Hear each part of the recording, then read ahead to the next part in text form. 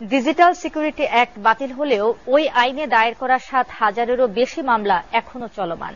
বিষয়টি জনজীবনে অন্তহীন দুর্দশা তৈরি করেছে বলে মন্তব্য করেছেন যুক্তরাষ্ট্রের ইলিনয় স্টেট ইউনিভার্সিটির professor doctor Ali Riaz. Centre for governance studies CGS আয়োজিত ওয়েবিনারে এই পর্যবেক্ষণ তুলে ধরে তিনি বলেন, শুধু খোলস বদল করলে হবে না, সাইবার নিরাপত্তা আইনে গুণগত পরিবর্তন আনতে হবে।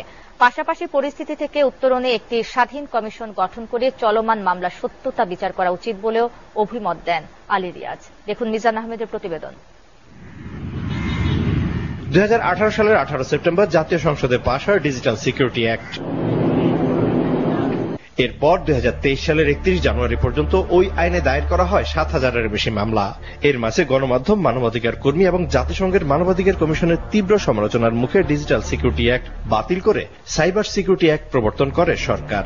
তবে ডিএসএ বাতিল হলেও সাইবার নিরাপত্তা আইনে চলমান রয়েছে ওই আইনে দায়ের করা 7,000-এর বেশি মামলা। এমন পরিস্থিতিতে সিকিউরিটি অ্যাক্টে অভিযুক্তদের অবস্থা শীর্ষক ওয়েবিনারের আয়োজন করে centre for governance studies CGS. সরকারের পক্ষ থেকে ঘোষণা করা হয় যে আলোচনায় নিজের মূল্যায়ন তুলে ধরেন যুক্তরাষ্ট্রের ইলিনয় স্টেট ইউনিভার্সিটির distinguished professor doctor Ali Riaz. তিনি বলেন, দোষী সাব্যস্ত হবার আগেই অভিযুক্ত ব্যক্তিদের সুদীর্ঘ কারাবাসের কারণে জনজীবনে তৈরি হয়েছে অন্তহীন দুর্ভোগ।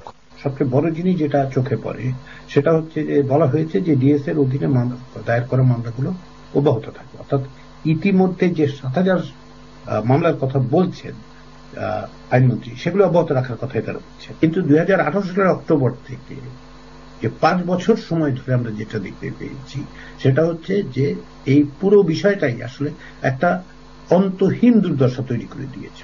পরিস্থিতি উত্তরণে স্বাধীন কমিশন গঠন করে দায়েরকৃত মামলাগুলোর সত্যতা নিরূপণ করার আহ্বান জানান তিনি। তাহলে আমাদের এই মুহূর্তে আসলে সরকারের কি করণীয় বলে আমরা দাবি করতে পারি?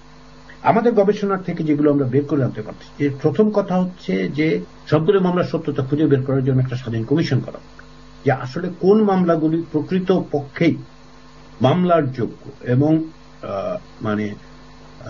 রাজনৈতিক উদ্দেশ্যে করা হয়নি কিংবা ব্যক্তিগত বোধের কারণে করা হয়নি। ওয়েবিনারের সঞ্চালনা করেন সিজিএস এর নির্বাহী পরিচালক জিল্লুর রহমান। মিজান আহমেদ, এসএটিভি, ঢাকা। সন্ধ্যার এসএটিভি সংবাদে নিচ্ছে একটা